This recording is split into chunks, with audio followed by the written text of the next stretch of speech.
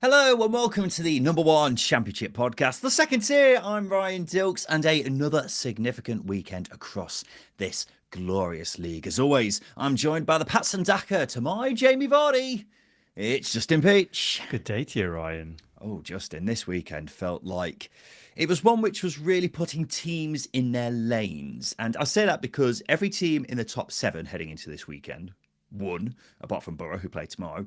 Only one team in the bottom seven didn't lose. So we are now appearing to be getting to a stage where the relegation battle is really being set. The promotion picture is becoming clearer. Also, perhaps getting a good idea of the teams who may not have much to play for over the final 11 games. But that's how it's starting to look for me. It's amazing how this league works because it's like clockwork every year. We get to this stage of the season and we sort of know who's going to be there or thereabouts in whatever they're doing. We know how the relegation picture is going to be sorted. We know who's probably going to be competing for the top six or the sixth place in the top six. Yeah, it's a wonderful league, but it's predictable in that sense, but it's also unpredictable because we don't know who's actually going to be in it. Well, that's just how it goes, isn't it? And this season perhaps had the potential to be as wide open as ever, but I think we are starting to see it file down, which is interesting, and it's easier for us because we know which teams to give a lot more coverage to. But we've got a lot to get through this coming show, Justin. So without further ado, let's get into it. But if you are watching us live on this Sunday evening, then thank you so much for joining us and get involved in the conversation. We'll be reading out your comments and questions as we run through the weekend's action. If you're here with us right now or watching afterwards, please remember to like this video and subscribe. It's the best way to help support us and the work we do. And if you're listening to the podcast version of this episode, then please give us a 5-star review on whichever platform you are listening to us on. So let's kick things off, Justin, with West Brom, who now have no win in 11 after they lost a crucial relegation 6-pointer 2-1 away at Oxford. 3-word reviews for Oxford. Trevor says still some hope. Jacob says possibly back alive these days, says a step closer. Daniel says not dead yet. Jerry on our Patreon says Peachy curse broken. Yeah, we'll get onto that later. For West Brom, a newborn baby says a new low. Musebag says copy and paste. Andrew says League One confirmed. Russell says hammer, nail, coffin. Stu says cool Gary Megson. An excellent win for Oxford, Justin. Let's make that absolutely clear. But let's also make it clear another bad result for West Brom. Yeah, awful result for the Baggies. But I think with how Oxford went about it, it was copy and paste, as the listener said. I think Oxford were quite impressive for how they managed the game, but this game was settled on set pieces. That's what it was, and I think from a West Brom point of view, it's not good enough. It isn't. That's such a basic statement when you're losing away, but that's why they've not won in 11 games. That's why Eric Ramsey was a disaster, is because to a point, the individuals are letting him down. But to give Oxford their flowers, I thought they were tremendous in how they managed a very blunt West Brom team. I think Cameron Brannigan was back to his best. Jamie Donnelly was fantastic. Connacht in the middle alongside Brannigan was good, and the defence were brilliant. It's 30 minutes, so it was a bad start for West Brom, and they did get one back early on through a deflected goal. And you would have thought from that stage it would give West Brom the boost they needed, especially because Oxford made it pretty clear from that point on that they were happy to sit on that lead. But what we got instead was pretty pathetic. West Brom were horrendously blunt, bar a couple of chances in the final 10 minutes, but never really came close to finding the equaliser prior to that. It was really, really bad. Cue loud boos from the travelling West Brom fans at full time, who were absolutely furious. Chants of "you're not fit to wear the shirt." And interim manager James Morrison gave a scathing review of his side after the game. He said, "I feel let down. All the possession we had, but what did we do with it? Backwards, sideways, cross from deep. Perfect for them. I'm hurting inside. You could probably see that. Maybe it's the personalities you pick. You can think you can trust them, and it wasn't there." You add in the fact, Justin, that Mikey Johnston went off injured in this game, and the early reports from that are not good. Yeah, this feels like a whole new low for West Bromwich Albion's season. It does. Don't get me wrong. I think that the Norwich home defeat was as low as they could possibly get. That being said, how But they've blunt managed they to were. break that barrier, Justin. Well, yeah, they have, but it's the fact that they just didn't really offer anything in this game. There was no reaction to going 2 goals down. There's no reaction when they were conceding the goals, which is why they conceded the goals. I do feel a bit for James Morrison. It's like he's trying to play on broken strings a little bit, but it's Hey, good. That's good content. I like that, Justin. I was hoping it would go under the radar. But the players have got to give him something, and they're not. And this group of players have got 2 managers sacked this season. Was that another pun you just did yes, there when you said you got to give him something? Yeah, Yeah. good. I like that. There are more layers to it than these group of players have got 2 managers sacked. But if you look at the base level of it, 2 managers have gone because these players, they're not performing. They're not. But you look at this game, like I said, you can see from 2 set pieces. They score from a deflected strike from distance, not to take anything away from the young lad Bostock, but they never really created from open play, which I've already alluded to. And I look at this and I openly ask the players, where's your response? Where's your bottle? Who's standing up here? There isn't anyone.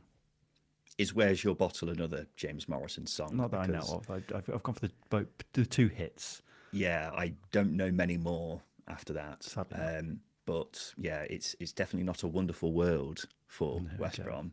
That was James Morrison, wasn't it? It was, yeah. Yeah, good stuff. But yeah, you would have hoped there would be some sort of reaction after the Eric Ramsey sacking in midweek. But as far as reactions go, this was pretty dreadful. And that's why it's starting to feel pretty ominous for West Brom now. The results are terrible. The performances are terrible.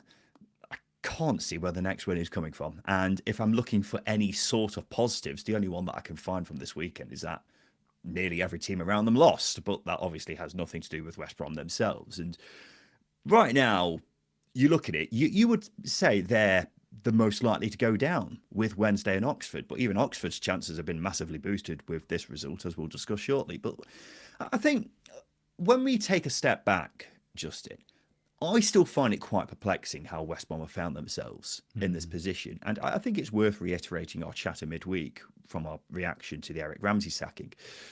I've had a lot of people who don't keep a close eye on the Championship ask, what's gone wrong at West Brom? And it's a really difficult question to answer because this is a good team, but it's just, there isn't one standout thing that's gone wrong, is there? It's just a combination of so many factors. Things weren't great under Ryan Mason, but as we repeatedly said, they weren't playing badly. They were just very unlucky. They brought in Eric Ramsey, who was an outright disaster, and then they were playing badly since he's come in. So that's one thing. But then you've also got the other factors, like the away form. Abysmal, just 2 points from their last 14 away games now. Like, where do you even start with that? Goalkeeper has been a massive issue all season. None of the 3 keepers they've had have convinced in any shape or form. They lost Tom Fellows and Darnell Furlong, their entire right-hand side late on in the summer, and they still haven't been properly replaced even now. There's been a lot of tension behind the scenes with the club's former sporting director, Andrew Nestor, who left earlier this month. I could go on. There's a lot of factors here, but still, when we have relegations from the Championship, Justin, there's usually red flags heading into a season, isn't there? With West Brom, we didn't have any of that, which makes this whole situation just so strange. Yeah, it is strange. You're absolutely bang on. It's a bit of a surprise to see West Brom sitting here. I mean, if I look back, since I've been watching football, since being a kid, I've never known West Brom to finish lower than mid-table. In fact, they've not finished lower than mid-table since the year 2000. They've not been in League One for an awful long time either. Since I think it was the early 90s, which is staggering. So they've always been a sure bet in the Championship. But you are right. I think if there are enough amber flags, that's probably at some point going to outweigh a red flag or a few red flags, I imagine. I'm not sure there were even amber flags at the start of the season, though, were there? Probably not. I think they've gone for an inexperienced coach with Ryan Mason, and then a couple of key players have left and they've not replaced him. They've left that young, inexperienced manager without all of the tools. So, like, your prominent attacking player is Mikey Johnston. Whereas, if they're going into a season with Tom Fellows and Mikey Johnston, there's at least 2 starters there who can really add something, where they didn't have that as soon as Fellows goes. Likewise, they lose a lot of leadership and balance when Darnell Furlong goes. It's things like that. I look at the West Brom squad now and I think that that to me, on paper, I'm confident that's a mid-table team at the very least. It just needs a Yeah. little bit here and there, adding to it to make it competitive going forward, going for the top six. But unfortunately, football's not played on paper. That's not how it works, is it? But it is a solid squad. Of course, there are certain positions that have flaws, but for West Brom to find themselves in this position, yes, it is a surprise. But also, I think when you start to peel back a few layers here and there, you probably start to go, okay, fair enough. That's probably why. Like the transfer strategy and the disagreement over manager hiring Eric Ramsey. They hired Eric Ramsey. They didn't go and draw up a new shortlist.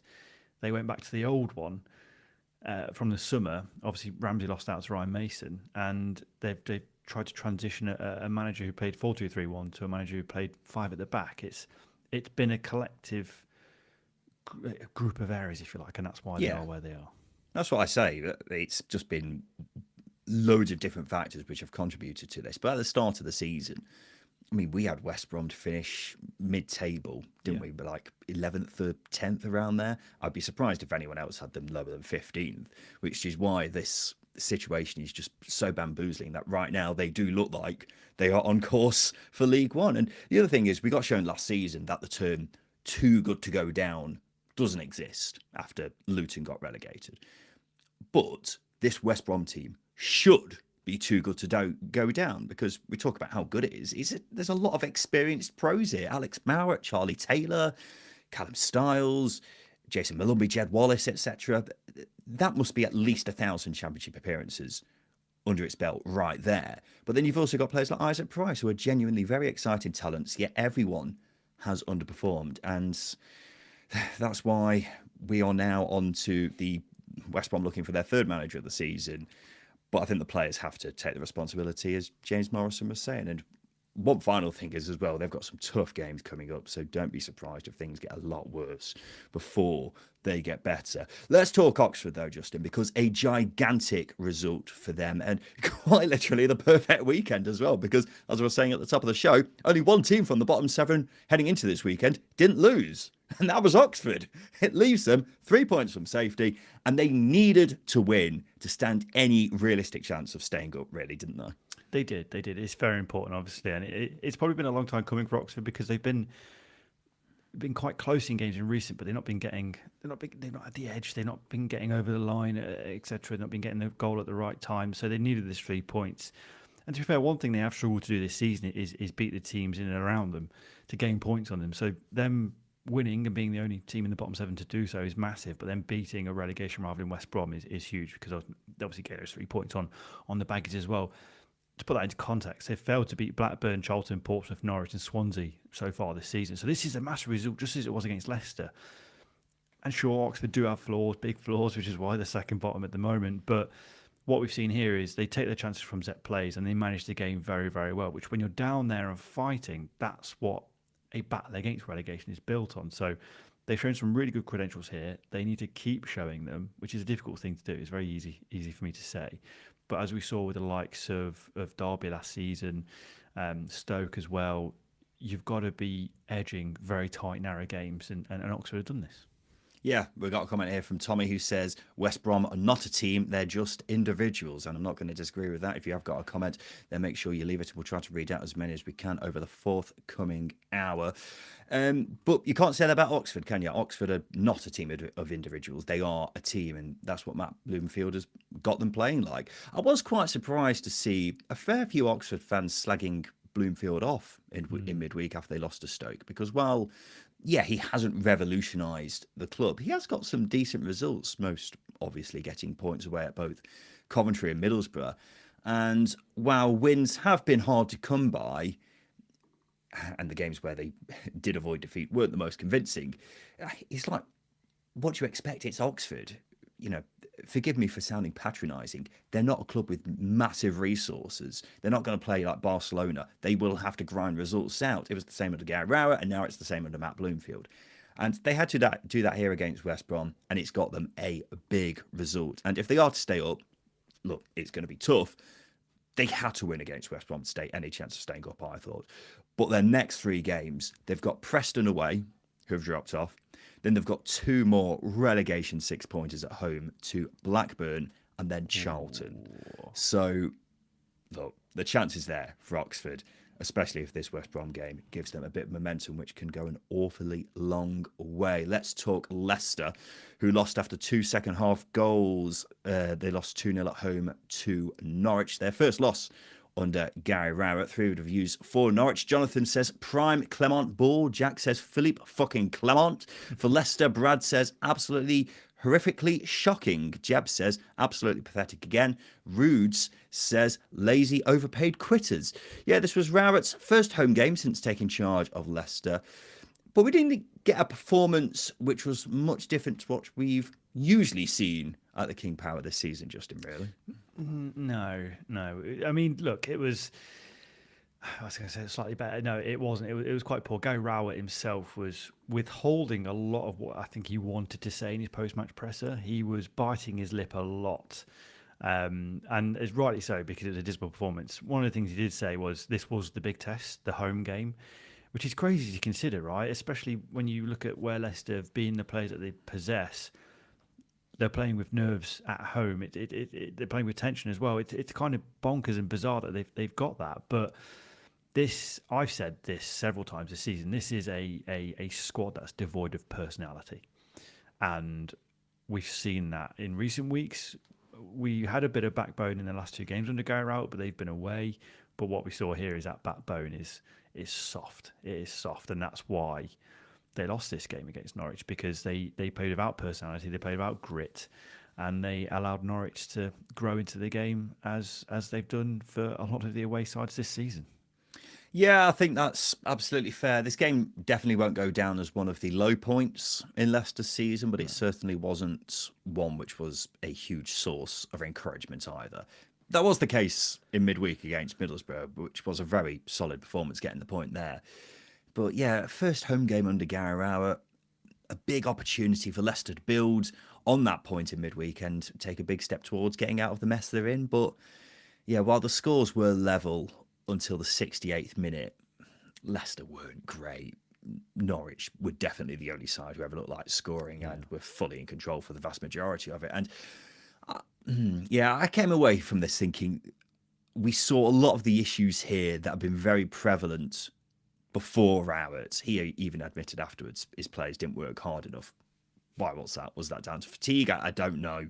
Maybe it is the personality problem, which you were just talking about. But either way, it means Leicester have now lost 4 home games in a row outside the top flight for the first time in 112 years.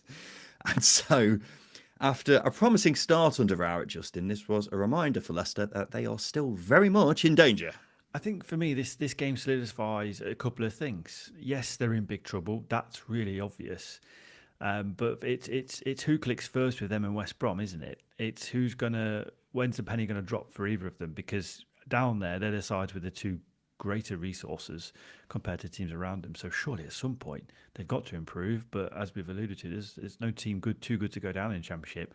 But the other thing that's quite staggering, really, is again, this is Gary Rowett's biggest test, I think, in his managerial career, because what this defeat has done. And I know there might be some recency bias here, but this has booked a trend for Gary Rowett where he comes into a club and has an immediate impact. The clubs that he goes into, they go on a good run, they have solidity, they become very difficult to break down, and they play to very specific strengths. And the strengths not quite seen in the first 3 games so far, but also they're not quite solid either. So it's a big problem, and that's where you are with Leicester. They are very much in danger, and if these things aren't coming together like they do normally under Gary Rowett, then yeah, sure, it is 3rd-tier Leicester City next season. Yeah, well, conceded goals is obviously a massive issue, and Sheffield Wednesday are the only side who have conceded more than Leicester now this season. Rowett needs to tighten that up, which you would back him to do. But I think scoring goals is also a big concern, because when Jordan James isn't there, it's hard to see where the goals are coming from. I mean, Patson Daka is Patson Daka. There's a reason why he's only scored 3 league goals since the start of last season. He's not very good. Jordan Ayew has massively underwhelmed this season. Abdul Fataru, depends what mood he's in. They are looking short on inspiration going forward. So Rowett's definitely got his hands full keeping Leicester up. You can look at it and say, well, it's not that bad a weekend because nearly everyone else lost, but a more immediate concern would be for them. You talk about who's going to click first out of Leicester and West Brom. Who's to say Oxford don't overtake both of them? Because that's crazy. they might not be as dead and buried as people thought before. So Rowett's, former side overtaking them isn't out of the question. There were protests from Leicester fans prior to this game. Supporters marched with a banner saying King Power out. Imagine showing that to a Leicester fan 5 years ago. It's pretty mental, isn't it, that we've got to this stage? The Leicester owner Kuhn-Top was at the game, as was former Leicester manager Enzo Maresca, who watched the game alongside his former assistant Willie Caballero. I found this a bit strange, Justin. I don't know about you. I probably over the last 2 minutes have just become very irritated by the thought of Enzo Maresca there, because I think in amongst protests as well, now I'm sure the ownership might not have been aware that these protests were going to happen, but I just think it's in a period where you need everything to be settled and you need unity, inviting your previous coach, previous championship It's an unnecessary distraction. It is, isn't it? Especially for Rowett's first home game. Yeah, it's just bizarre, and I think all that does is lend to the cluelessness at the very top of Leicester City. I really do feel for the fans. They've been neglected for the past 2 years, just purely on communication. They've had nothing. And then this is just bizarre because all now fans are speculating about is whether Enzo Maresca is going to take charge next season. Now, you've got to be. I'm sure he's going to look Bromley away. Well, exactly. After winning the Club World Cup. So this is just another decision where I go, very kindly, what the fuck are you doing? Yeah, it's a bit of a strange one. I mean, it didn't mean a massive amount in the actual game, but just from a PR perspective, I don't think it's a good look. Maresca wasn't the only surprise visitor at the King Power, Justin, because there was another squirrel at a championship game. That's right. It didn't make it onto the pitch this time, but was spotted scurrying around at the front of one of the stands. So have we considered the possibility of some sort of squirrel invasion in the Championship, and these squirrel sightings are actually squirrel spies masquerading as cute little pitch invaders? I don't want to go all Matt Letizia, but makes you think. Makes you think. Get the foil cap on. Yeah. Maybe the water's saying something. There is a river next to, or a brook next to the King Power, so maybe the water's telling them something. Ricky Lambert can probably allude to something a bit more there. But yeah, it is a bit bizarre that we're getting squirrels in football grounds. How is this happening? Why is this happening? And what is the greater message we can take from this? Yes. How many squirrels would you need to see on a football pitch before you started actually getting suspicious? I reckon, generally, if it's another 2 football grounds this season, I'd be like, what's going on here? What's happening? Yeah. If this was a regular thing every week, I would think there would actually need to be some questions about what is actually going on here. We can get some guests on. David Cotter will be all over this. I don't want him anywhere near this podcast. Let's talk Norwich, Justin. Their 7th win in their last 9 in the league. This moves them 11 points clear of the relegation zone, so they're almost certainly not going down at this stage. They're also 12 points off the playoffs, so that's probably not going to happen. Is it? Sure. Let's just enjoy the resurgence under Philippe Clement. I'm not poo-pooing any promotion challenge because even now I would make them a favourite for automatics next season, because I think the job that Philippe Clement has done in a very short space of time is just incredible, absolutely incredible. In 2026, no teams won more points in the Championship than Clement and Norwich. So just goes to show what progress they've made. Look, this performance wasn't anything special, but I thought they dominated the game without getting the reward, i.e. an earlier goal. But then again, I don't think it's really a surprise that they didn't get an earlier goal, because it's easier to describe who's missing than who's available for Norwich, because there's 17 players currently injured. And I know I've spoken about their injury crisis for the past few weeks, but the reason why I'm not up in the arms or worried is because the usual thing with an injury crisis is you go into full meltdown. Norwich just keep winning games. They nearly lost Ben Slimani in the warm-up for this one, but he's carried on and scored. The likes of Samfield and Paris Magoma were really impactful in this game. They both come in January and stepped up, and probably earlier than anticipated with injuries. So, I mean, it's just a shame that Liam Manning was such a shit show, basically. But at the same time, if he wasn't, we wouldn't have Big Phil in charge of Norwich, would we? No. Yeah, Paris Magoma, I think you've got to give him a shout. He was sensational in this game. He looks a very exciting young player. I also noticed there was a man at the front of the away fans who had some sort of a canary puppet on his hand, which I quite enjoyed, Justin. I did. I did enjoy it. Now it's got me thinking that there's another. It's the Seagulls, isn't it? I think they follow Brighton, but this is the first time I've seen a canary puppet. So yeah, there was that Southampton fan who took off his prosthetic leg as well in their promotion celebrations a couple of years ago. So there's a thing for front row seats at football grounds. Don't know what that's got to do with the canary puppet, but I like the seagull mention. Yeah, there you go. We should get some canary masks, really, shouldn't we, for Phil Clement's big old canaries. Let's have a look back how we did with our predictions in Friday's preview show, Justin. And, well then, look at this. Justin and I got every prediction correct from the preview show. My banker won of Ipswich to beat Swansea, as well as my outsider of Norwich to win at Leicester. But even more incredibly is that Justin Peach, after 3 weeks of failing to score a point, also got a full house. His banker was Hull to beat Portsmouth. His outsider was Oxford to beat West Brom. So look at that, Justin. An incredible weekend from us. Just good cricket all round. Are we experts? I think so. Yeah. All evidence points to that being the case, doesn't it? It does. First, I don't like your patronising tone. And also, I want a written apology from everybody who said, oh no, he's picked Oxford. Oh no, he's picked Hull. Get in the bin. I win. Have some of that. You did nearly go up an entire month without getting a point. But I didn't, though, did I? You could say you did nearly. I didn't, though, did I? I didn't. You did go 3 weeks without scoring a point. Doesn't matter. That's a fact, isn't it? Fans have forgotten about that. We're on the up. I don't think we're on the up. Forget We're about on the that. chart. There we go. Well, it obviously doesn't mean much in terms of the scores because the lead I've got is still the same. I'm still 16 points ahead, but the overall scores are now 39-23 to myself for the season. We'll be back with another round of predictions next Friday. If you're enjoying tonight's show, ladies and gents, then now is the perfect time to sign up for the second tier YouTube membership community, where for just £4.99 a month, you'll get custom emojis to use in these live streams and the comment section of every YouTube video. You'll also get access to the second tier Discord, where you can chat to us and loads of other Championship fans. And in addition to that, you'll get an exclusive bonus video from us every single week. All you need to do is hit the join button right next to the subscribe button to sign up now.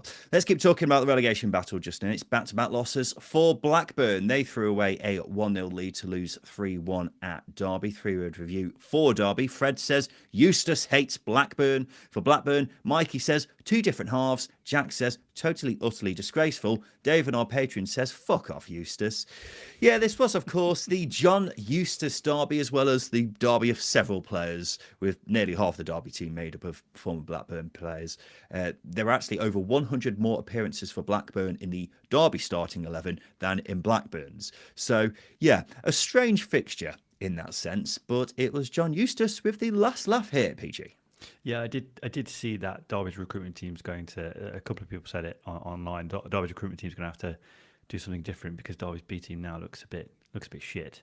Just to poke a bit of fun, at Blackburn there. But yeah, this was another last laugh for John Eustace because he's now won 3 games in a row against Blackburn since he was Derby manager. So maybe we can put the debate to bed about it being a good decision because of what we've seen is. This game overall, I think, showed us why he chose Derby over Blackburn, in that Derby had a lot of quality to come off the bench. Blackburn didn't. I think if Blackburn had a little bit more, they probably could have seen the game out. But that was the problem. The first half, they managed it really well. They had a decent chance in Yuki Ahashi, where it was a beautiful spin and shot, but never really threatened after that. Whereas Derby felt quite comfortable, and then Brian Brewster coming on, I think, really changed the game from their point of view. Yeah, this was the first time this season that Derby had come from behind to win, and that's a very good summary of the game because Derby was so poor in that first half, weren't they? And despite actually having some good chances, probably the better chances, arguably, it took a while for them to get a foothold in the game, and they eventually did in the second half, scoring a brilliant team goal, which I think has gone under the radar. I believe 9 players touched the ball in the build-up for Derby's first goal. You don't see Derby scoring many great team goals, but that was one of them. And then, yeah, that Derby just kept growing into the game with Ryan Brewster coming on and particularly making a big difference. And they eventually got the win. I was very impressed with Derry Merkin at left back, who I thought was phenomenal, only just signed in January. So a great win for Derby to keep them in the playoff picture after they looked like they were fading. But for Blackburn, it does feel like the honeymoon period is over for Michael O'Neill now, doesn't it? And similarly to Leicester and Gary Rowett, it's a reminder of them still having a lot of work to do despite a promising start under a new manager. Yeah, it's quite frustrating because the last 2 games now, they've dropped points from leading positions. They were beating Bristol City, and then they threw that one away, and they were beating Derby here. Now, of course, I think the manner of the Derby loss, especially, is there's just not enough in the squad. But that being said, did they test Derby enough? No, I mentioned the Hashi chance where he got in behind, but in the second half, Derby ramped up the gears massively, and I just felt like Blackburn retreated and faded a little bit too much. Erin Cashin, for example, was, like I say, annoyingly, he was getting roasted by Bernard Diaz a lot, and nothing was done to change it. So I look at that and go, could things have been tweaked there to support Erin Cashin in those scenarios? Likewise, Derry Merkin had a really good time on that left-hand side. Again, nothing was really changed. Now, does Michael O'Neill have the tools at his disposal to work with? You can argue that's not the case, but I think with Derby's higher tempo and more aggression and intensity in that second half, Rovers couldn't really match it, and they retreated, and that's why I think they lost that game. I do think they have the right to class themselves as unlucky with these 2 losses because, as you mentioned, they were leading in both of them. They missed a host of great chances in midweek against Bristol City. Should have got something there, and they were leading in this game as well, as I say. But when they were leading, Andre Goodjohnson had a great chance when the score was 1-0. And if he put that away, it could have been a very different story. So I don't think these defeats are the end of the world for Blackburn. I think they can take some encouragement from them. Having said that, you talk about has Michael O'Neill got the tools to do what he wants to do there. He was not very happy afterwards and gave a pretty scathing review of the players he's working with. He said, the squad is not strong and we don't have depth, which is straight to the point, but I'm also not going to disagree, Justin. No, definitely not. I mean, you mentioned the stat about Derby having more appearances for Blackburn in their starting 11 than Blackburn did. But that's the problem that Blackburn had, is they lost a lot of know-how, championship know-how in the summer. Now, I think they recruited relatively well because there's a lot of players I do like in that squad, but to put them in the same situation altogether in one season where they've got very little championship experience without bringing in championship experience is problematic. But this is a problem that's been growing over the years. This is why the depth is very, very small at Blackburn. It's because for years the club has done an awful job at selling players at the right time. That's a criticism I've had of Blackburn and the ownership and the team, whoever sells players has been doing. Like Tyrese Dolan left for a free, Ben Diaz, Darrell Lenihan, Joe Rothwell, they all left on frees. Yeah, they fetched big fees for Adam Armstrong, Adam Morton and Sammy Schmordics, but they've never really had an effective model or a proactive model. It's always been reactive, and that's why Blackburn now are in a position where they're staring down the barrel of League One, and a very experienced coach is moaning about the depth. Well, let's be frank. Blackburn probably have a bottom 3 squad. Yeah.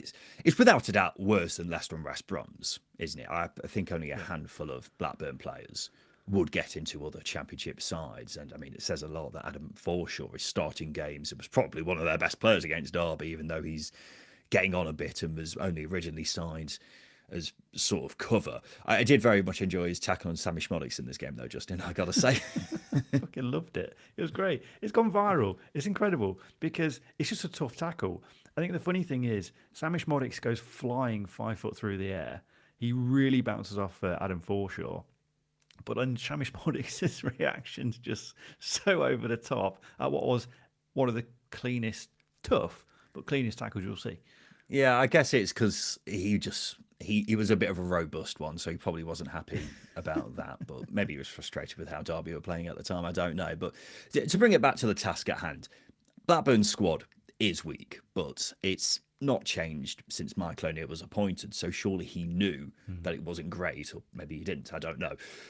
For Blackburn to stay up, though, he needs to be the difference maker and basically make up for what they're lacking in terms of talent. He'll probably also have to hope that West Brom and Leicester continue to struggle. But look, they've got 2 ginormous games coming up. Portsmouth at home and then Oxford away. So a good couple of results there. And I don't think Blackburn will be too far away from Safety Island. Safety Island's back, Justin. It's that time of year where I bring back Safety Island. Oh, it's nice. You start to look towards the sunnier weather, can't you? That's it. Holidays coming. Maybe not if you're certain teams down at the bottom, but others will be loving it when they finally shore up to safety islands, which is always the perfect metaphor for the relegation battle in the division. Justin, I've got some breaking news which producer Tom has just alerted me to. We'll get back onto the relegation battle shortly. But Neil Warnock has been named the new Torquay interim manager and will take charge of their match on Tuesday against Farnborough. West Brom, you were sleeping for too long. He's been nicked by Torquay now. He's been snapped up. I mean, he's finally got a job where he doesn't have to travel excessively far for. So nope. That's great. But mate, just enjoy your retirement. You've had a legendary career. Chill. He can't help himself, mate. He's at home and he's like, Sandra's driving me mad. And I'm going to go to Aberdeen for a bit. But no, it's all right. You don't have to go that far this time. But yeah, I'm very much looking forward to seeing how he gets on. Every now and then, doesn't he? You can't keep an old dog down. Portsmouth also suffered back-to-back defeats in the relegation battle. They lost 1-0 at home to Hull. 3-word reviews for Hull. Nick says, smash and grab. Miles says, XG bashing Tigers. For Portsmouth, Andreas on our Patreon says, no end product. Yeah, Portsmouth have 22 shots to Hull's 2. So that might give you an idea of what kind of game this was, but the difference maker was a Matt Crooks goal, which was one of the most bizarre I've seen this season. I saw a clip of the goal online, Justin, before watching the game back, and it was genuinely quite difficult to tell who was attacking at first. Yeah, I feel for Adrian Segacic, the offender, because he's got 2 chances to clear the ball or at least lay it off. And somehow 2 mistakes in the build-up to a goal is good going, isn't it? In the build-up to a goal, but in the space of 3 seconds with each other, because he does well to win the ball back after he tried that little flick with with the outside of his foot, but then somehow passes the ball. I think it was to McBurney, wasn't it? And then the goal comes from that. I do feel for him, but I imagine. I mean, John Messina really hung him out to dry. He really hung him out to dry. There was no protection. He was pissed off and scathing. He basically said, quote him. He said, "I'm not having that at all" when describing the incident. It goes to show how annoyed he was. Get it gone. Yeah, just clear it, get it in the corner, let Ebro Adams chase it down, and do the business there. Honestly, it is a bizarre winning goal because it should never have happened. Yeah, especially when it was one of the only 2 shots Hull had in the game. But yeah, I think we should say, even though Portsmouth had 22 shots, I can't really say many of them were golden chances. They were mostly half chances. So while Portsmouth probably did deserve something from the game, they perhaps should have had a penalty actually after Colby Bishop was pulled back while trying to get on the end of a rebound. I think Hull got away with one there. But yeah, Portsmouth definitely shouldn't have lost this game, I can say that much. But what I could also say is it was a great opportunity to increase their cushion between them and the bottom 3, Justin. Yeah, look, especially at home. And they, like you said, they probably did enough to take something from this game because Hull generally didn't offer an awful lot. Jakurovic wasn't happy with their performance either. So that goes to show the balance of the game. But the margins are really tight when you're down there. And Portsmouth in this situation, he needs to be picking up these wins and be a little bit more ruthless. I mean, Colby Bishop's only got 1 goal from open play this season, which is really, really poor. Yeah. They're very fortunate. I say fortunate, it's good recruitment, but they're very fortunate that the likes of Milanic Ali's come in and really, really added something to that final third. Likewise, Ebro Adams as well. Did energy in midfield anyway, but there are others that need to be stepping up, and that's why they're on the end of these tight games sometimes, is they're not, simply put. Producer Tom's going to be having a right go at you after this because he told us off in midweek for calling him Milanic Ali. Just stick to Millie Ali, it's a lot easier. It's a similar sentiment to the other teams we've spoken about so far, but there isn't much damage for Portsmouth because everyone else down there lost. I think that's actually more significant for Portsmouth than the others, though, mainly because they're above the other teams we've spoken about, so they haven't been dragged nearer to the bottom 3. But I am generally getting to the point where I would be pretty surprised if Portsmouth went down, I think, Justin, simply because they are playing a lot better than all the teams below them, and Charlton, for that matter, who are just above them. And that's even before you talk about them being 5 points clear and having a game in hand. So I think in time, they will be fine. Obviously, this game against Hull being a good example of how they actually are playing all right. They have been dealt a blow because it's now been confirmed that Josh Murphy's going to miss the rest of the season. But when you've got old Millie Alley, it's not as big a problem, is it? And I think they've got more than enough in their locker to get away from the bottom three and probably even stay up relatively comfortably. Do you disagree with me on that, Justin? I don't disagree, but I do think it's an approach with caution scenario for Portsmouth because, like I said, there are going to be games like this where they are edged, and a lot of their chances came from shots from distance. They beat Charlton because of a few shots from distance. Not to take anything away from Terry Devlin with some of his goals, and likewise Zach Swanson was very productive. Weirdly, fullbacks Portsmouth shooting from distance and getting them on target is quite incredible, by the way. Because Zach Swanson had a couple of digs here, which were decent, but it's the likes of Colby Bishop who are struggling in the final third. When you're not punishing teams and being punished yourself, that's a problem because the same thing happens to Sheffield United at Fratton Park, where they're in the game, they're the better team, and they get punished at the end because they have a lapse in concentration. Did the same thing here. So I agree with you. I don't think they will go down, but you really shouldn't be complacent at this point. You need to be putting teams to bed. Yeah, absolutely. I agree with that. But if they finish below West Brom and Leicester, it will be a massive injustice for this season. A great result for Hull, though, Justin. Back-to-back wins for them, having gone 3 without a win prior to that. Keeps them in the hunt for the automatics. They could even go joint second on Tuesday night, depending on how Middlesbrough get on tomorrow. Will say I think they've been a bit fortunate to get these back-to-back wins, especially because Derby midweek, how Derby didn't get something from that game, and then we've had this Portsmouth game where we've already mentioned the stats. But look, they continue to fly high, are looking very healthy, perhaps healthier than Ollie McBurney, Justin, who was spotted chundering on the pitch in this game. He tweeted afterwards, might need to cut down on the caffeine gels at half-time. Yeah, wasn't very nice, was it? We've all been there, though, haven't we? I've done it playing 11 aside on a Sunday. It sometimes just gets the better of you and you just got to throw up. But yeah, did you know anything with caffeine gels is they don't work instantly. It takes about 45 minutes for them to kick in. So I've never had one. What is it? It's just gel. It's just glucose. But sometimes they can mess around with your stomach. So if you ever get into running, test them out first because you don't want to be. Won't. Well, you might do.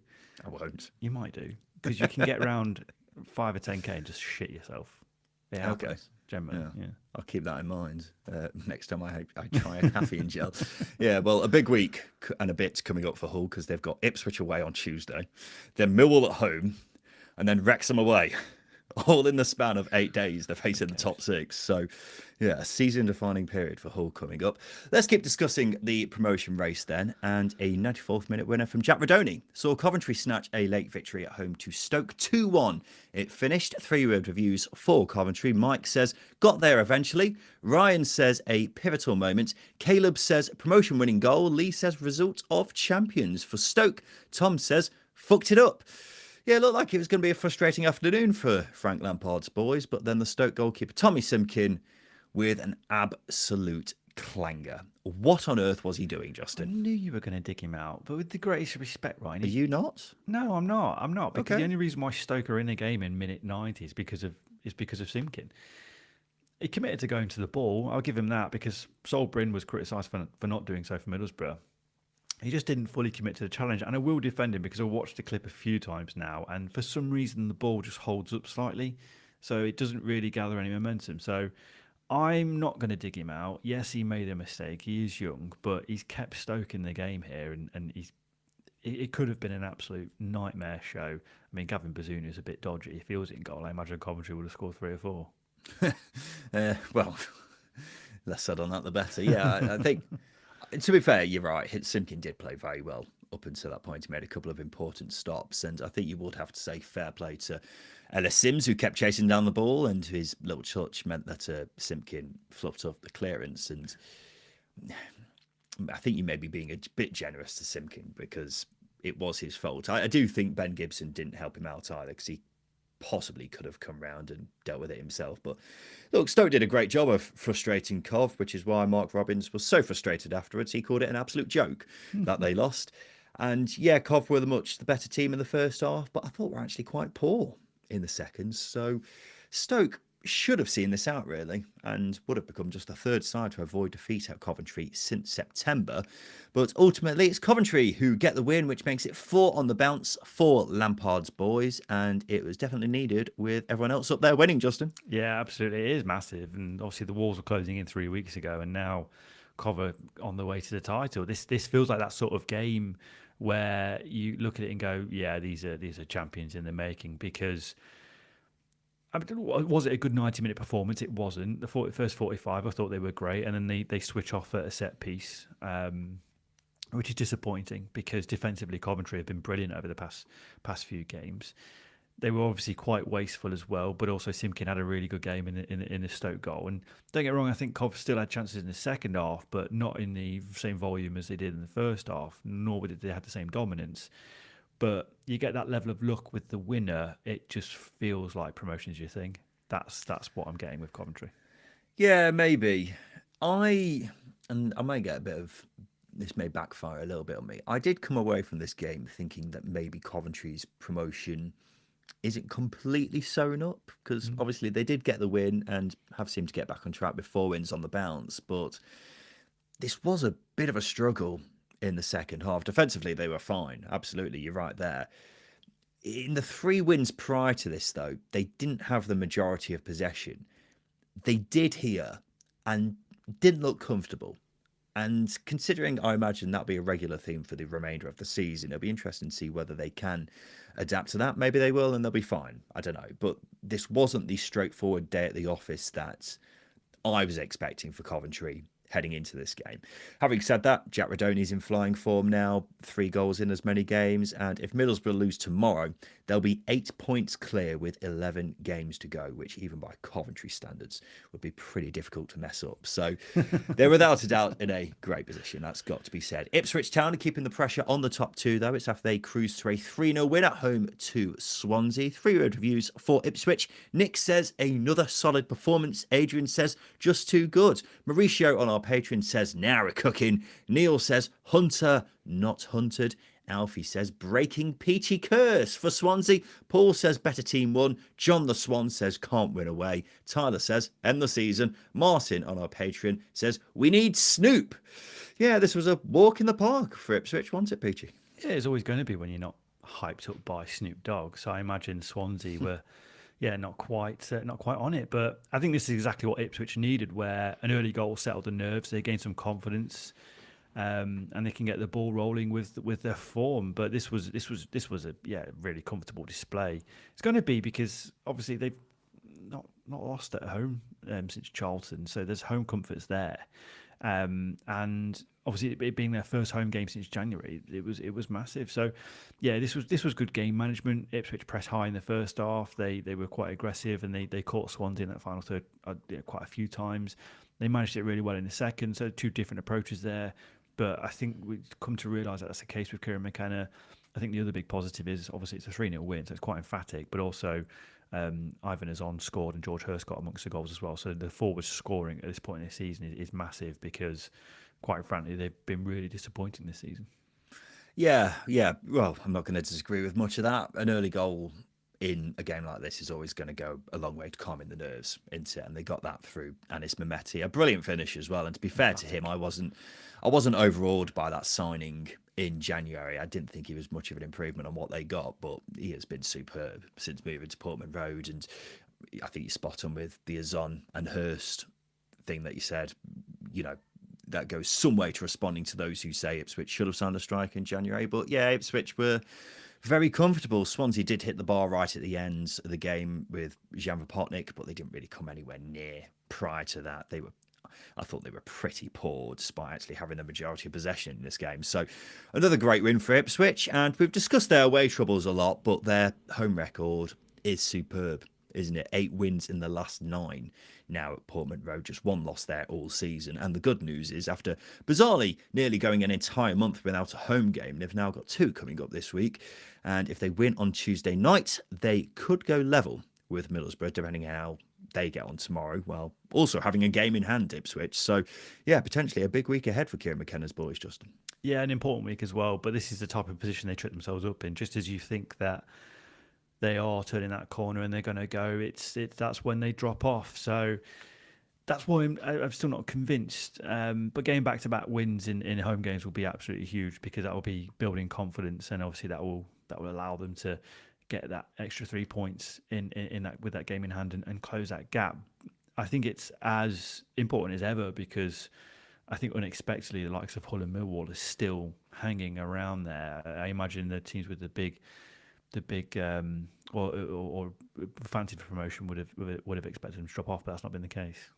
Yeah, we of course will be going live straight after the Birmingham v Middlesbrough game tomorrow night, so make sure you join us for that on the Second Tier YouTube channel, and then we'll discuss the Ipswich v Hull game in Thursday's show, another big game in the race for promotion.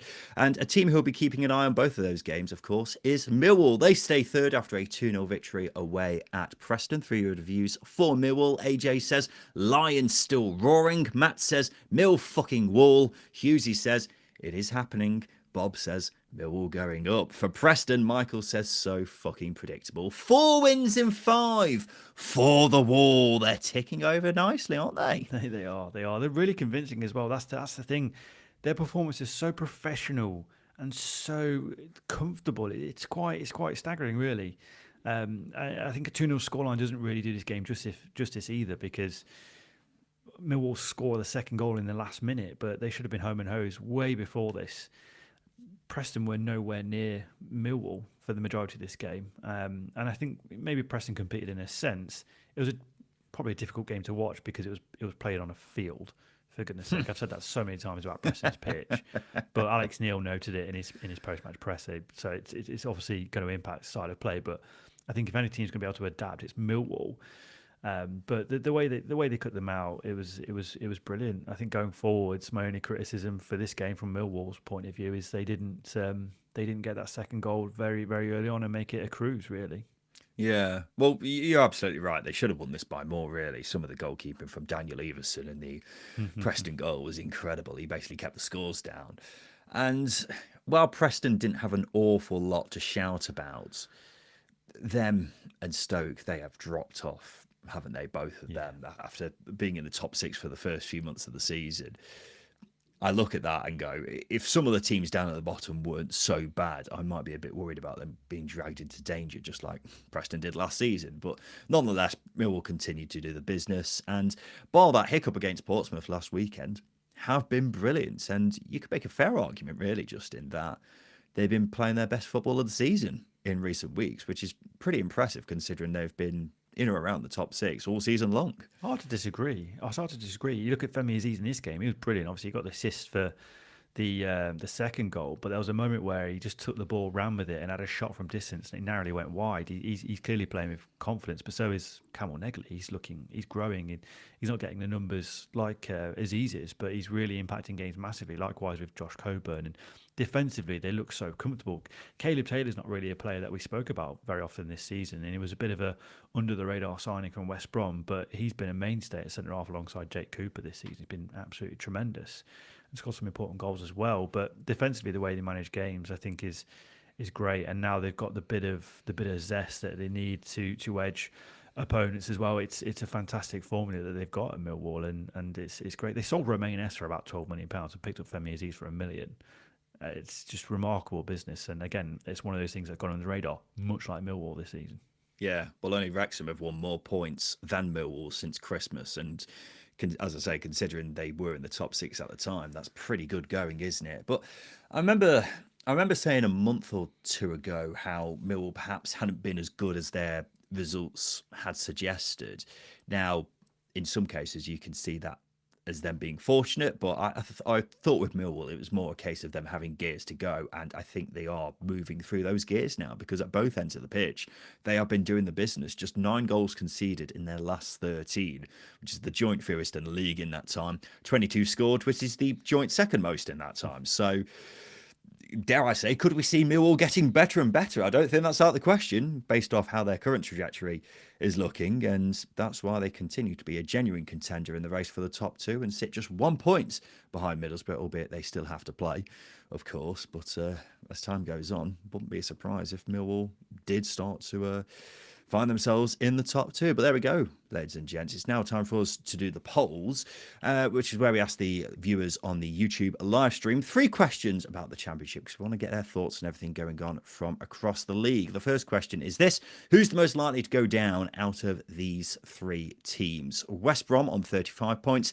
Leicester on 34 points, or Blackburn on 38 points? What are you saying, Justin? I weirdly have more confidence about Blackburn because they've shown more recently that they've got the capability. Going down? No, staying up. Oh, right, I can't pick between Leicester and West Brom. Blackburn, I've got more confidence in staying up because they've shown recently that they can win games. Leicester and West Brom genuinely are hopeless. Yeah, well, right now it looks like it's between Leicester and West Brom, but considering Leicester have just appointed Rowett, whereas West Brom have absolutely nothing going for them right now, yeah, you would have to say West Brom, wouldn't you? And that's what the viewers are saying as well. 75% of people said West Brom, 21% said Leicester, only 4% said Blackburn. Who's most likely to finish as runner-up? Ipswich, Millwall, or Middlesbrough, Justin?